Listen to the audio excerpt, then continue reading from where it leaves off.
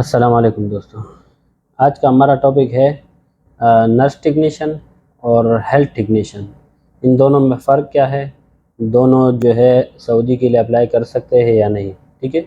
और इसके साथ साथ जो है हेल्थ टेक्नोलॉजीज़ के हवाले से, क्योंकि कुछ लोग जो है वो इनके पास डिग्रीज़ होती है हेल्थ टेक्नोलॉजीज़ की, और वो हमें मैसेज करते हैं कि आया हम सऊदीया के लिए अप्लाई कर सकते हैं या नहीं, ठीक है। तो तीन चीज़ें हैं, तीनों को जो है मैं स्टेप बाय स्टेप क्लियर कर देता हूँ। और इनके लिए जो है लाइसेंस, इनके लिए लाइसेंस की रिक्वायरमेंट क्या है और इनकी जॉब रिक्वायरमेंट क्या है, ठीक है। तो सबसे पहले बात करते हैं दोनों की दरमियान की क्या डिफरेंस है, ठीक है। तो एक है नर्स टेक्नीशियन, एक है हेल्थ टेक्नीशियन, ठीक है। जिन लोगों ने नर्स टेक्नीशियन किया हुआ है उनके डिप्लोमा पे साफ क्लियरली लिखा होता है कि ये नर्स टेक्नीशियन है, ठीक है। वो कहलाता है नर्स टेक्नीशियन। वो भी 2 इयर्स का डिप्लोमा होता है, या इनमें जो है 1 ईयर का डिप्लोमा भी हो जाता है, ठीक है। लेकिन इनका ये क्लियरली मेंशन होता है कि ये नर्स टेक्नीशियन है। जिनका हेल्थ टेक्नीशियन है इनके डिप्लोमा के ऊपर लिखा होता है ये हेल्थ टेक्नीशियन है, ठीक है।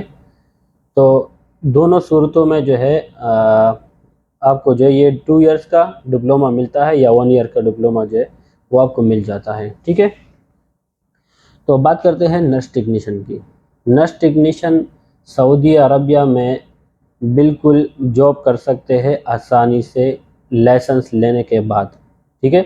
और उनको लाइसेंस इशू हो सकता है, वो भी आसानी के साथ इनको लाइसेंस भी इशू हो जाता है, ठीक है, जो नर्स टेक्नीशियन है। बशर्त ये कि अगर इन्होंने जो पाकिस्तान में नर्स टेक्नीशियन किया हुआ है वो किसी वेल नोन ऑर्गेनाइजेशन से किया हुआ हो, ठीक है। यानी कि कोई ऐसी ऑर्गेनाइजेशन हो जो कि रजिस्टर हो पाकिस्तान हेल्थ जो अथॉरिटीज़ है उनके साथ, ठीक है। फिर दूसरे नंबर पे आता है हेल्थ टेक्नीशियन। तो हेल्थ टेक्नीशियन और हेल्थ टेक्नीशियन में भी लोग जो है वो कॉल करते हैं, मैसेजेस करते हैं कि आया हेल्थ टेक्नीशियन का लाइसेंस हमें मिल सकता है या नहीं, ठीक है। तो बात करते हैं इनके हेल्थ टेक्नीशियन वालों की। तो यहाँ पे सऊदीया में इनके जो बदकिस्मती से इनका एलिजिबिलिटी यहाँ पे क्लासिफिकेशन नहीं होती, ठीक है।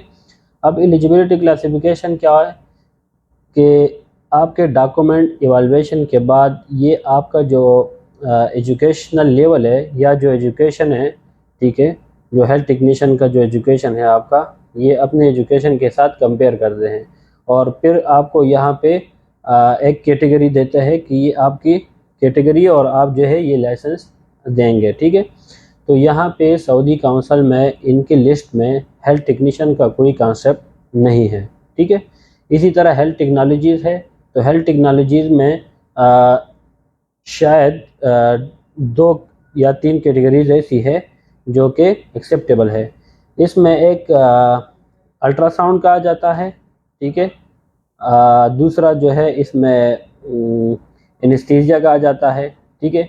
और तीसरे नंबर पे जो है इनका इमरजेंसी में आ जाता है, ठीक है। अगर ये टेक्नोलॉजी इन चीज़ों में है तो, या जो है इनका बीएस जो है इन चीज़ों में है तो इनका तो हो जाता है, ठीक है। लेकिन अगर इन चीज़ों में नहीं है, इनके अलावा जो है इनकी कोई भी टेक्नोलॉजी या जनरल टेक्नोलॉजी है, ठीक है, तो वो इनकी एलिजिबिलिटी या क्लासिफिकेशन यहाँ पे सऊदीया में नहीं होती, ठीक है। तो जब आपके क्लासिफिकेशन या आपके जो डॉक्यूमेंट एलिजिबिलिटी आपको नहीं मिलती तो आप लाइसेंस नहीं ले सकते, एग्ज़ाम का अटेम्प्ट नहीं दे सकते, ठीक है, अटेम्प्ट नहीं कर सकते, तो फिर आपको लाइसेंस नहीं मिलता। तो लाइसेंस जब आपके पास ना हो तो आपको सऊदी अरबिया में काम करना बहुत ही मुश्किल हो जाता है, मतलब आप नहीं कर सकते, ठीक है। तो ये चीज़ें मैंने आपको क्लियर बता दी, ठीक है। अब मैं आता हूँ नर्स टेक्नीशियन की तरफ दोबारा, ठीक है। तो नर्स टेक्नीशियन जो है वो सऊदी में लाइसेंस ले सकते हैं। उसके लिए मैंने प्रोसेस बताया हुआ है पिछली वीडियोज़ में कि सबसे पहले जो है इनको डेटा फ़्लो करना होता है। डेटा फ़्लो क्या है? डॉक्यूमेंट्स वेरिफिकेशन है यहाँ सऊदी काउंसिल से, वो भी एक प्रोसेस है। फिर उसके बाद जो है एग्ज़ाम देते हैं, ठीक है। एग्ज़ाम देने के बाद जो है वीज़ा अप्लाई करते हैं, वीज़ा अप्लाई करने के बाद यहाँ जाते हैं, ठीक है। कभी कभार ऐसा भी होता है कि वहाँ से डेटा फ़्लो करके फिर सऊदीया में आते हैं, वीज़ा उनको लग जाता है और वो यहाँ पे आते हैं, उनको उसके बाद जो है यहाँ पे वो एग्ज़ाम दे देते हैं, ठीक है, ऐसा भी होता है।